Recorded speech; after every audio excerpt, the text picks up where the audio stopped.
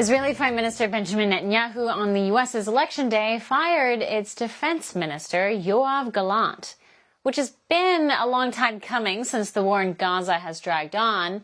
Netanyahu will be replacing Gallant with Foreign Minister Israel Katz in a move to tighten his inner circle and resolve the cracks forming in his administration.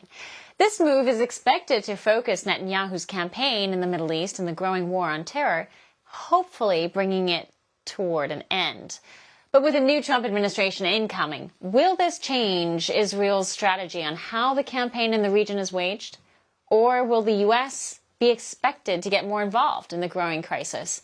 Joining us now, Andrew Knaggs, former Deputy Assistant Secretary of Defense for Special Operations and Combating Terrorism under Trump. Welcome back. Thanks for having me. What do you expect of this news, the staffing change for Netanyahu's team? Well, I think that it was a long time coming, quite frankly. I think that that there had always been quite a bit of friction between Netanyahu and some of his members of his cabinet, in particular the defense minister.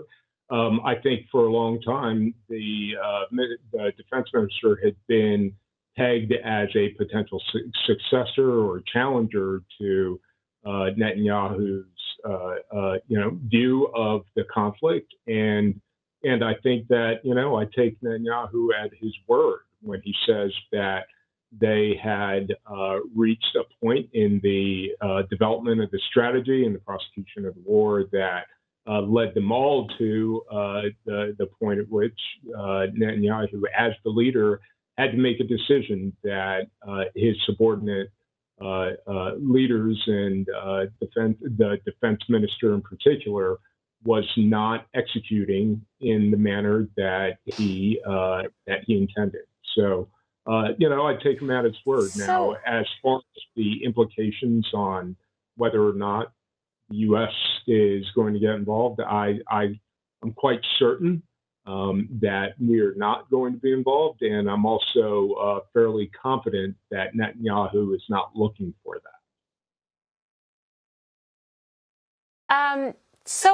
To that point, the timing of it could be interesting. I know that you said, this is a long time coming, but do you think the timing of this transition was timed with the election and the realization that Trump will be the next president?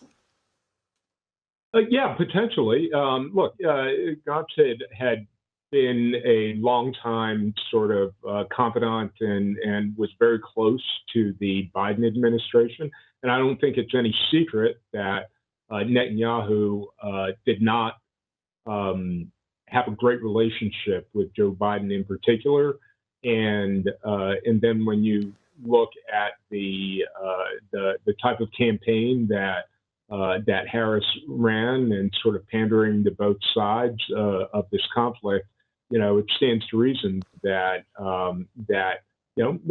keeping him in the cabinet even this long was potentially kind of a no-cost option for Netanyahu. Well, that in the event that Harris won, right, he would have something that he could leverage.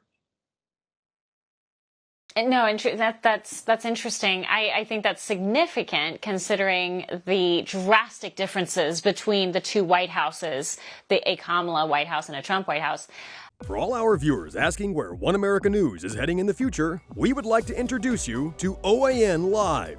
OAN Live is the best way to stay up to date on all of the hard-hitting, straight-shooting, national and international headlines. And the best part is, OAN Live is only $4.99 per month.